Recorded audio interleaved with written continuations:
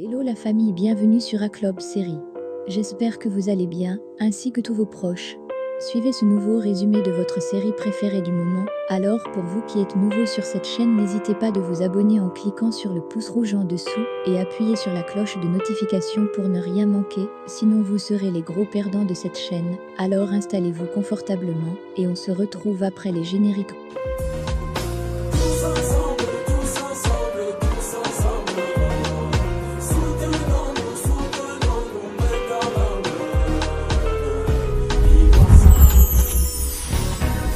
La divergence de nos idées ne peut nous empêcher de nous concilier.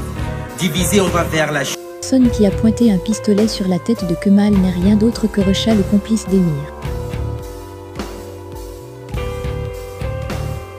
Il menace de tirer sur lui à bout portant. S'ensuit une violente bagarre entre les deux. Kemal parvient à le neutraliser en lui assignant un coup de poing qui l'évanouit.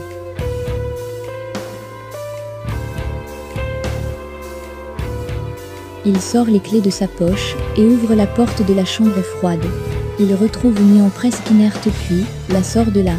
Il la prend entre ses bras pour la réchauffer.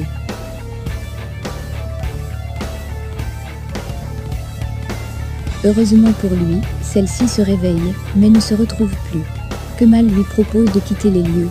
Mais avant de s'en aller, celui-ci prend le soin de ramener Recha à l'intérieur de la chambre froide puis désactive cette fois-ci la congélation et bâcle la porte.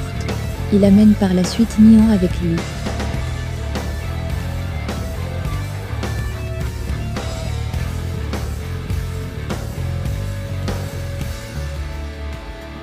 En chemin, celle-ci lui demande si la police est après lui, mais Kemal lui fait savoir qu'il n'en sait rien et qu'il fera de son possible pour découvrir ce qui se passe.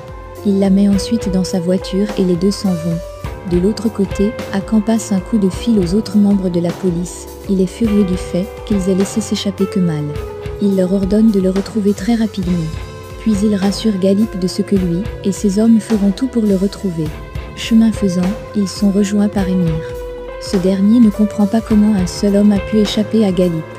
Galip quant à lui essaye de lui expliquer la situation. Emir très furieux sort son téléphone pour appeler Recha, mais le téléphone de ce dernier ne passe pas.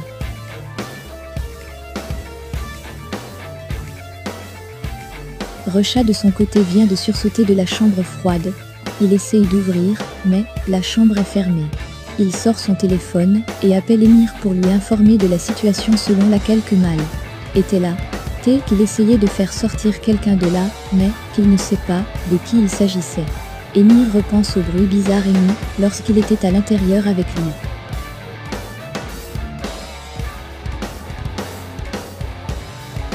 Il se retourne par la suite et demande des explications à Hakan. Il veut bien savoir ce que faisait Kemal à cet endroit, et lui pose aussi la question celle de savoir si ce dernier serait capable d'arrêter Kemal. De leur côté, Kemal et Nian sont toujours dans la voiture.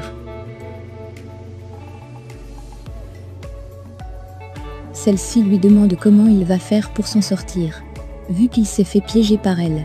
Kemal lui répond qu'il ne sait pas ce que manigance Emir. Nian se culpabilise. Elle demande une fois de plus à Kemal de rester loin d'elle, mais celui-ci, têtu comme d'habitude, lui répond qu'elle est toute sa vie. Nian est très tourmentée. Pendant qu'il cause, son téléphone sonne et sa batterie est faible. Elle pense un premier temps qu'il s'agit d'Emir. Elle panique et ne décroche pas. La personne lui laisse un message. Elle écoute ce message et s'en rend compte qu'il s'agit plutôt d'Azu. Le message de celle-ci lui rappelle tout simplement combien elle aime Kemal. Ce message est aussi une mise en garde. Kemal, qui écoute lui aussi le message, prend son téléphone et écoute lui aussi le message que lui a laissé Azu lui disant qu'elle va se suicider. Ils se dépêchent tous les deux chez Azu.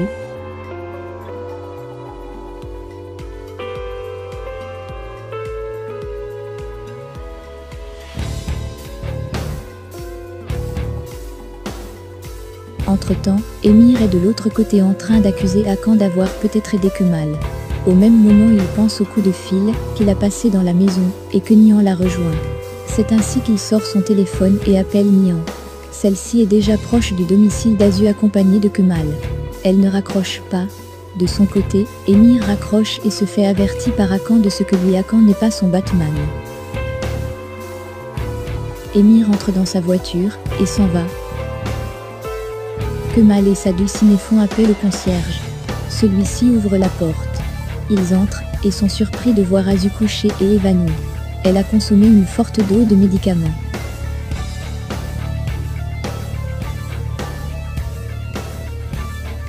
Kemal la transporte pour les urgences et Nihan, quant à elle, récupère la lettre que cette dernière a laissée.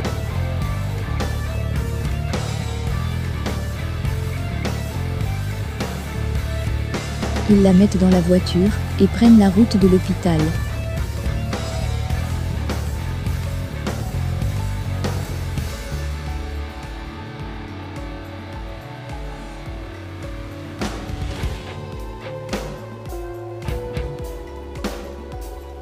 Une fois dans la voiture, Nihan est tout tourmentée par tout ce qui s'est passé. Elle sort la lettre et se met à la lire. Kemal pour sa part l'observe à travers le rétroviseur de la voiture. Nihan se sent coupable et fond en larmes. Kemal pour sa part avoue lui avoir fait du mal. Pendant qu'ils s'échangent, une voiture de police sort devant eux. Il esquive, sort son téléphone et appelle Zahir qui était couché chez lui, pour lui faire part de tout ce qui s'est passé. Il lui donne également la conduite à tenir pour se sauver et lui aussi. Zahir est sans voix, il est visiblement très perturbé.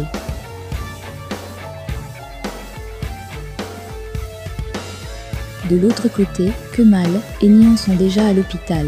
Ils appellent les médecins pour leur venir en aide. Pendant ce temps, Emir appelle une fois depuis Nihan. Elle décroche et lui fait savoir qu'elle est à l'hôpital avec Azu. Pendant ce temps, Hakan arrive.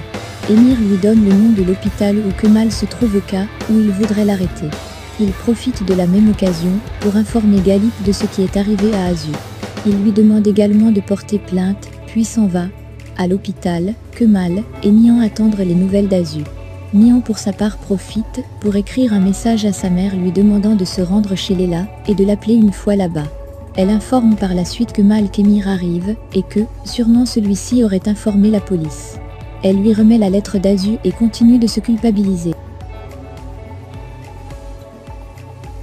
Au même moment, ils sont rejoints par les parents et la sœur de Kemal les rejoignent. Les 10 parents ne comprennent pas ce que fait Nihan sur place.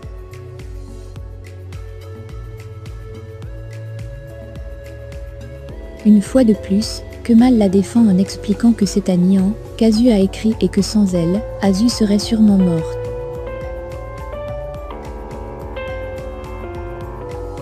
À l'extérieur, Emir arrive lui aussi à l'hôpital. Nihan est sur le point de quitter l'hôpital. Ils reçoivent le médecin qui leur annonce la nouvelle selon laquelle Azu va mieux.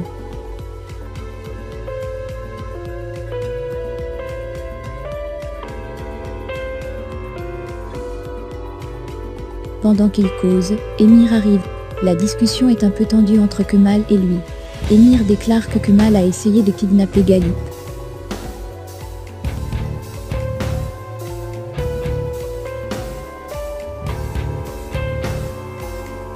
Pendant ce temps, la police arrive également à l'hôpital.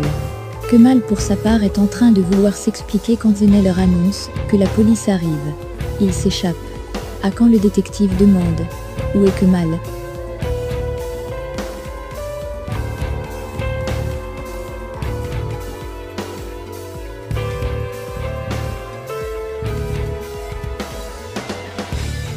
Une fois hors de la salle d'attente de l'hôpital, il appelle Zahir pour lui demander comment il a fait.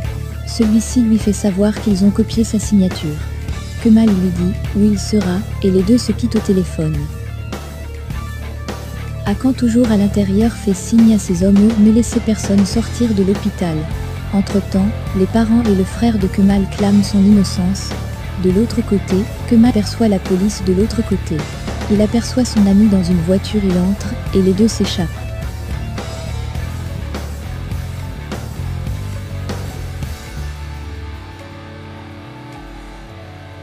Emir et Nihan sortent de l'hôpital, et ont une discussion ensemble.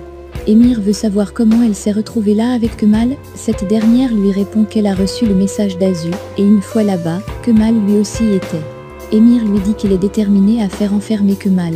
Pendant qu'ils discutent, le téléphone de Nihan sonne, elle se met à dialoguer avec la personne, puis elle fait savoir à Emir qu'il s'agit de sa mère qui est déjà chez Leila. Elle lui demande par la suite de l'accompagner.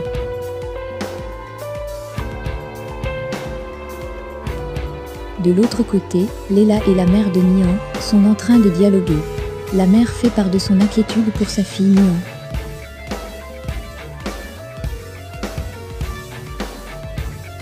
De l'autre côté, Galip est dans la voiture. Il passe un coup de fil pour demander l'état de santé d'Azu. Pendant ce temps, la maman de Kemal et sa sœur aînée sont au chevet d'Azu et prient pour elle.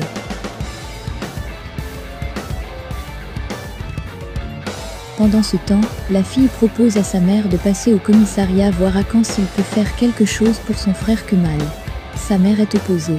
Zena laisse sa mère sur place et s'en va. De leur côté, Kemal est avec ses hommes. Ceux-ci lui conseillent d'aller se rendre à la police, mais celui-ci est farouchement opposé. Il déclare que dans leur quête perpétuée de le piéger, l'homme qui travaille avec le détective Hakan a laissé derrière lui des indices qui pourront l'aider à se sortir de cette situation. Du coup, il pense à une conversation avec Nihan au cours de laquelle celle-ci appelait Hakan. Sur place, il pense comment faire pour trouver le lien entre Emir et la police. Laissez vos impressions en commentaire sans toutefois oublier de vous abonner pour ne rien rater des épisodes à venir.